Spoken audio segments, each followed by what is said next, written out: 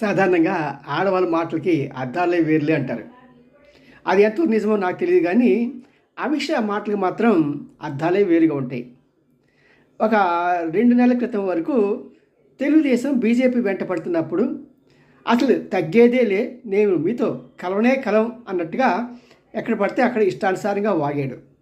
మరి అలా వాగిన ఆ అమిత్ షా, ఇది వ్యక్తిగతంగా తీసుకున్న హోమ్ మినిస్టర్గా నేను అంటలేదు, ఆయన ఈ రోజున రైతులు అక్కడ ఉద్యమం చేస్తుంటే తనకి ప్రభావం తగ్గిపోతుందేమో అనే భయంతో ఆ అమిత్ షాను మరి మోడీ గారు కలిసి చంద్రబాబును పిలిచి మనం ఇది అలయన్స్లోకి వద్దాం అని అన్నారా?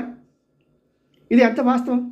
మరి అలాగే ఇప్పుడు కేసీఆర్ పాపం ఆయన పరిస్థితులు బాగోక కూతురు వలన కర్మ తెచ్చుకున్న ఆయన ఇప్పుడు బీజేపీతో కలుద్దామంటే అది తగ్గేదే లే, అసలు మీకు మీరు తీసేదే లేదని చెప్పి అంటున్నాడు. అంటూ మీరు ఈ సంగతి చెప్పకండి చూద్దాంలే అని చెప్పంటున్నాడు. ఇది గుజరాతీలో తెలివితేటలు.